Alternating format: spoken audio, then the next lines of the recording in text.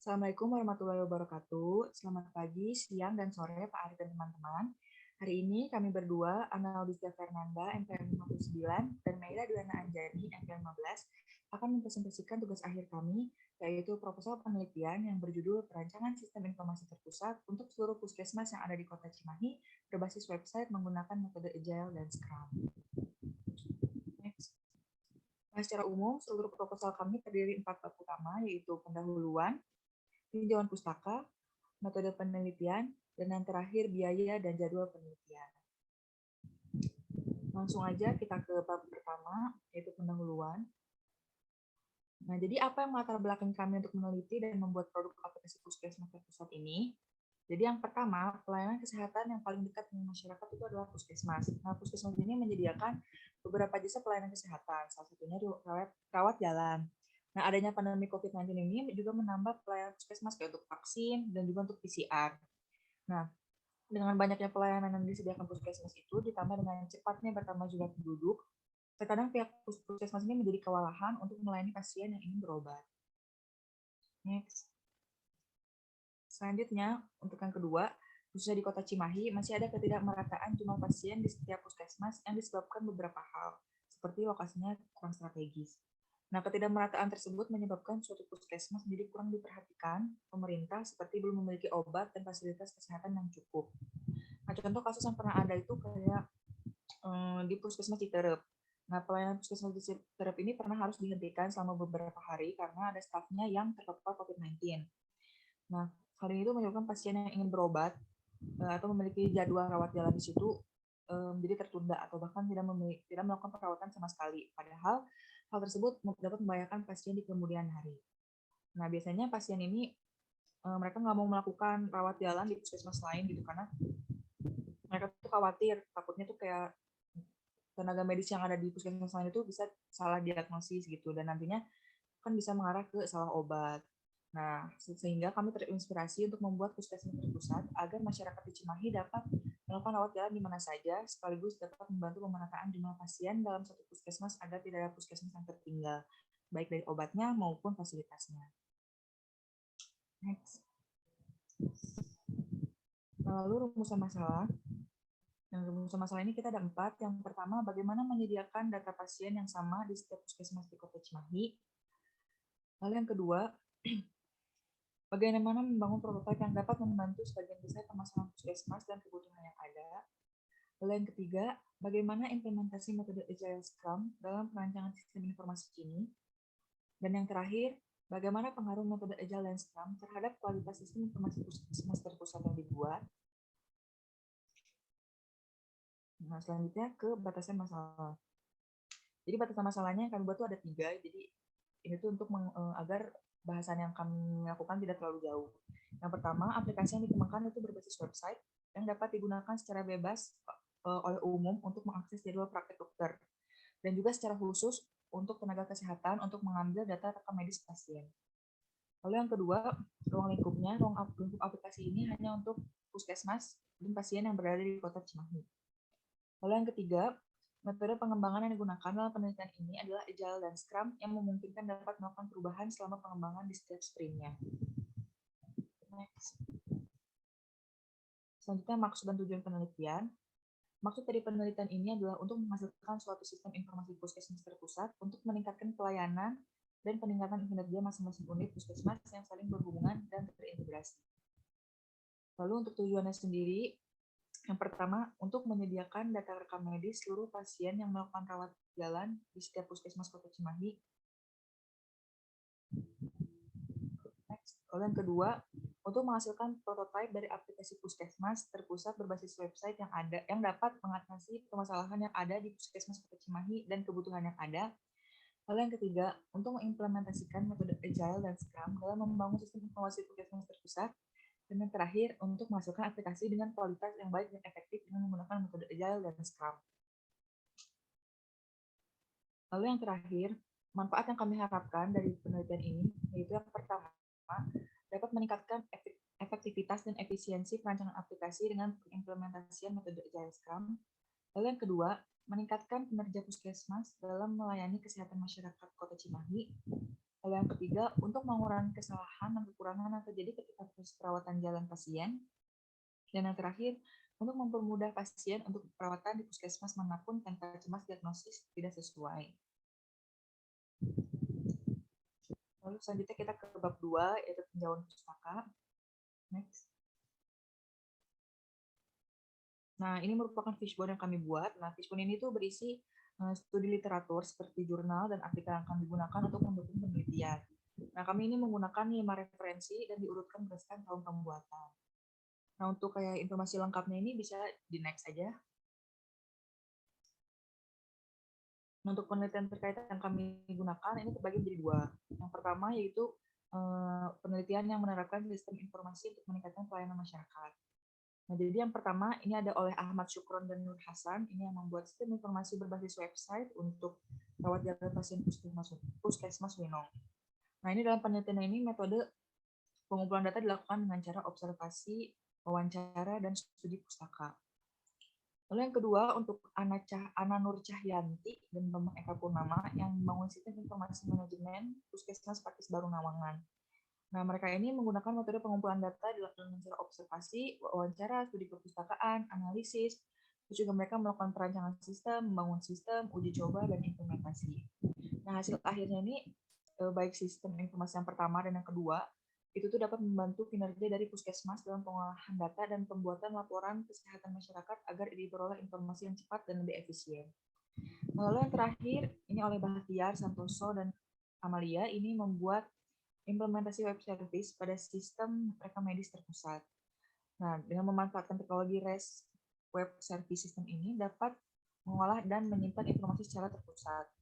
Sehingga diharapkan informasi catatan riwayat kesehatan pasien dari fasilitas kesehatan sebelumnya dapat diketahui. Nah, hasil akhirnya dari paper ini itu pasien berobat seperti data-data pasien berobat seperti data rekam medis pasien terolah secara terpusat, sehingga informasi bisa didapatkan melalui pusat secara langsung tanpa menunggu proses validasi dan verifikasi ketika dalam keadaan darurat. Next. Nah, lalu yang kedua, ini berdasarkan metode pengembangan aplikasi Agile dan Scrum. Yang pertama ini oleh Ikhwan Syah dan Ramadan, yang membuat pemodelan Scrum dalam pengembangan sistem informasi kesehatan pada klinik Artohim, Sragen, Kabupaten Sragen. Hasil akhirnya sistem informasi berbasis website yang dibangun menggunakan metode Scrum ini dapat membantu dalam meningkatkan pelayanan, efektivitas kinerja petugas, dan pengelolaan data di klinik Artohim. Nah, metode Scrum yang digunakan menuntut tim untuk memiliki skill yang kompleks dalam pengembangan sistem. Setiap anggota tim pengembang dituntut mengetahui peran sistem analis, programmer, tester, maupun implementator. Nah, lalu yang kedua oleh Tohirin dan Septian Reno, ini pada papernya judulnya Peran Trello dalam Adopsi Agile Scrum pada Pengembangan Informasi Kesehatan. Nah, mereka ini membuat e-puskesmas yang mengadopsi metode Agile dengan kerangka kerja Scrum. Nah, tapi kadang-kadang kan di Agile Scrum itu masih ada permasalahan juga, kayak adanya kesenjangan antar tim, tugas-tugas antar tim, dan juga kayak ada kurangnya dokumentasi seperti pelacakan tugas, apa yang dikerjakan, siapa yang mengerjakan, atau sejauh mana proses yang sedang dikerjakan. Nah, oleh karena itu, adanya software Trello itu merupakan yang dapat bekerja secara kolaboratif. Nah, Trello ini juga dapat memberitahu tim dalam pelacakan tugas yang sedang dan akan dikerjakan. Nah, dalam prosesnya ini, ketika digunakan oleh Tohirin dan teman-temannya, ternyata kombinasi Trello dengan metode Agile dan Scrum ini dapat diandalkan, sehingga mereka dapat mengerjakan sistem informasinya itu hingga sprint ke-58. Selanjutnya, bab 3 akan dijelaskan oleh teman saya, Meira. Oke, di bab selanjutnya ini yaitu metode penelitian. Nah, ini tuh kita datanya menggunakan data apa? Yang pertama yaitu dataset yang kami gunakan berupa data sekunder, karena data yang kami gunakan itu hasil observasi kami sendiri dan sudah ada di puskesmasnya. Jadi kita mengumpulkan datanya mengunjungi mengunjungi puskesmas yang ada di Kota Cimahi dan melakukan perjanjian kerjasama. Lalu data yang kami gunakan juga bersifat kualitatif dan kuantitatif, karena data yang kami olah itu data verbal seperti data pribadi pasien dan riwayat penyakit pasien. Lalu ada beberapa juga data angka yang dapat dihitung dan memerlukan perhitungan. Lalu yang terakhir, dataset kami juga berupa data eksperimen karena peneliti terlibat dalam proses pengolahan data. Lalu masuk ke metodenya, metode yang kami gunakan seperti yang sudah disebutkan oleh Anda tadi, metode Agile dan Scrum. Jadi metode Agile sendiri merupakan metodologi pengembangan perangkat lunak yang mempunyai prinsip yang sama atau sebuah metodologi yang pengembangan suatu sistem dengan waktu yang pendek dan memerlukan adaptasi cepat dan dia tuh bersifat berulang juga. Lalu di sini ada tahapan metodologi Agile. Yang pertama itu ada penemuan. Penemuan di sini tuh prosesnya seperti diskusi antara klien dan yang akan mengembangkan si aplikasi ini. Lalu ada product backlog. Product backlog ini tuh susunan-susunan fitur yang sekiranya apa yang dibutuhkan dari sisi pihak klien dan apa yang disetujui oleh pihak developernya atau pengembangnya. Lalu ada proses pengulangan. Di sini tuh bersifat iteratif karena menggunakan Scrum juga yang nanti akan dijelaskan. Jadi bentuknya sprint yang akan berulang di setiap minggunya untuk mengembangkan fiturnya. Dan yang terakhir penerusan siklus. Penerusan siklus ini tuh jikalau dibutuhkan sprint tambahan untuk melakukan perbaikan-perbaikan fitur dilakukan di penerusan siklus ini. Lalu selanjutnya adalah tahapan Scrum. Sebetulnya sebelumnya itu dalam pengembangannya metodologi Agile memiliki beberapa turunan, salah satunya metodologi Scrum yang akan dijelaskan berikut. Tahapan Scrum yang pertama yaitu tentukan tim Scrum dan waktu sprint. Sebelum melakukan pengembangan tentunya kita harus memiliki tim seperti misalnya ada project manager siapa, pengembangnya siapa, desainernya siapa, dan sebagainya. Lalu tentukan juga waktu sprintnya. Jadi misalnya dilakukan seminggu sekali atau 2 minggu sekali bahkan atau sebulan sekali setiap sprintnya. Lalu setelah memiliki tim, tunjuk seorang Scrum Master dan product owner. Lalu buat product backlog awal, seperti yang dijelaskan di Agile sebelumnya, product backlog itu susunan fitur yang akan dibuat apa saja. Setelah backlog sudah disusun, rencanakan dan mulai sprint pertama. Lalu jika sprint tersebut sudah berjalan dan waktu sprint sudah selesai, tutup dan mulai sprint berikutnya. Jadi prosesnya berulang terus seperti itu. Jadi mulai rencanakan fitur yang akan dibuat, mulai sprint, tutup sprint, dan mulai fitur berikutnya. Nah, ini gambaran dari metode Agile Scrum prosesnya. Jadi di sini ada product backlog apa saja, lalu setelah product backlog itu jadi sprint di planning, kapan akan rapat sprintnya, apa saja yang akan dilakukan, dan ini tuh prosesnya berulang. Jadi ada sprint 1, sprint 2, hingga prosesnya selesai. Dan sini juga banyak yang terlibat, ada product owner-nya, ada timnya, ada Scrum Master-nya, dan sprint review. Lalu selanjutnya ke skenario percobaan. Sebelum membangun website terpusat di Kota Cimahi, tentunya kami akan melakukan percobaan terhadap prototipe website tersebut. Percobaan bersifat iteratif atau berulang agar persiapan matang dan saat proses develop tidak terjadi permasalahan yang berarti. Tahap percobaan yang akan dilakukan sebagai berikut. Tahap pertama perlu dilakukan yaitu observasi ke setiap puskesmas di Kota Cimahi untuk mengumpulkan gagasan dan permasalahan yang ditemukan di setiap puskesmas, di mana semua permasalahan yang ditemukan semuanya itu didokumentasikan atau dicatat. Untuk pola penyampaiannya itu dibebaskan bagaimana setiap puskesmas akan menyampaikan, karena pola penyampaian yang dibebaskan ini juga fondasi untuk peneliti menemukan inovasi-inovasi baru yang tidak hanya ada di batasan masalah. Lalu yang kedua ada pengerucutan masalah. Pengerucutan masalah ini tuh masalah-masalah yang dikumpulkan di tahap pertama dipertimbangkan kembali oleh tim dan memilih manakah yang lebih utama dan penting untuk dicari solusi penyelesaiannya. Pada proses pengerucutan masalah juga dilakukan pencarian ilmu dan informasi yang berhubungan dengan masalah yang tadi kita telah kumpulkan. Apakah masalah tersebut sudah ada penyelesaiannya apa belum? Jangan sampai kita memilih masalah-masalah yang sebenarnya sudah dilakukan penelitian sebelumnya. Dan yang ketiga, melakukan brainstorming. Brainstorming setelah menemukan masalah yang cocok dan belum ada penelitian sebelumnya yang terkait, lalu lakukan brainstorming untuk menentukan solusi yang tepat dan menyelesaikan permasalahan tersebut. Brainstorming sangat membantu untuk memperluas wawasan dan ide si peneliti. Lalu yang keempat adalah perancangan sistem. Pada tahap ini peneliti melakukan perancangan sistem mengenai kebutuhan-kebutuhan aplikasi. Dan diantaranya itu ada use case diagram, ada activity diagram, sequence diagram, class diagram, deployment diagram, lalu ada ERD atau entity relationship diagram, dan data requirement. Lalu setelah perancangan sistem dibuat, kita juga membuat prototype. Pembuatan prototype ini secara virtual, yaitu melalui Figma. Prototype yang akan kami buat itu high fidelity prototype yang tentunya sehingga lebih interaktif, lebih menarik dan juga mudah dipahami oleh user. Sebelum buat prototype, kita juga membuat wireframe-nya terlebih dahulu agar mengetahui kerangka yang akan dibuat apakah sudah sesuai atau belum dengan sistemnya.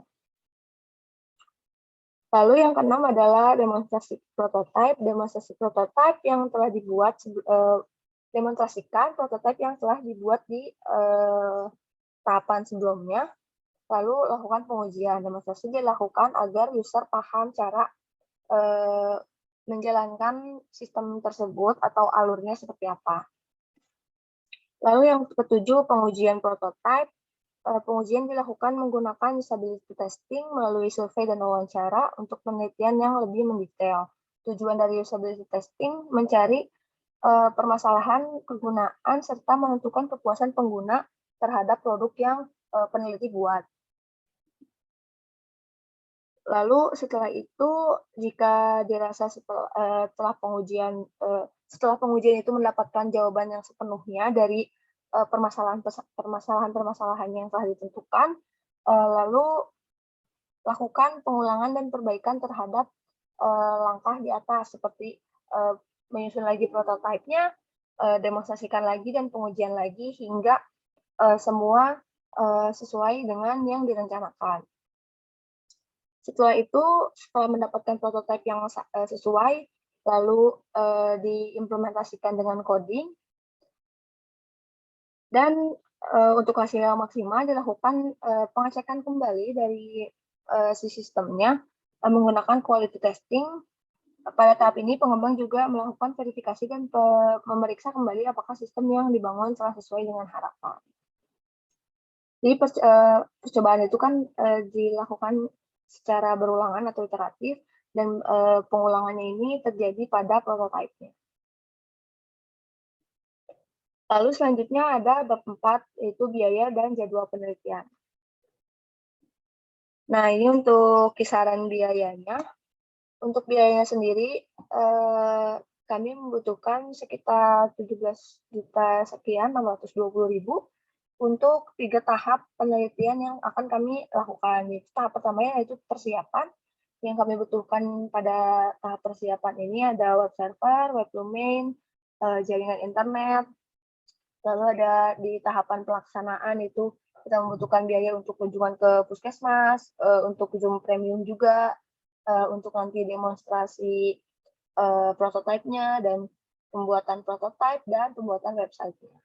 Lalu di tahap akhir, sebuah produk itu butuh dipromosikan dan disosialisasikan dan di-maintain agar tetap bisa digunakan untuk jangka panjang. Nah, lalu di sini ada jadwal penelitiannya. Kami melakukan penelitian selama 6 bulan. Jadi kita menghitungnya dari per minggunya. Jadi misalnya minggu pertama dan kedua itu mengumpulkan masalah di puskesmas, dan di minggu kedua itu dibarengi dengan brainstorming serta sedikit pembuatan proposal. Jadi proposal pada saat minggu ketiga itu sudah selesai, dan minggu keempatnya lalu perizinan penelitian dan menyicil untuk perancangan sistemnya seperti tadi yang diagram-diagram yang tadi sudah disebutkan sebelumnya. Lalu setelah perancangan sistem selesai, dibuat prototipenya selama sebulan atau 4 minggu.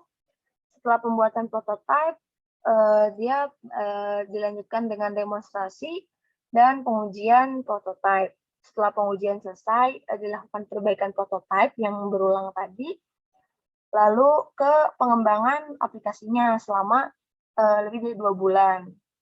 Dan setelah pengembangan selesai, itu kita lakukan quality testing yang tadi.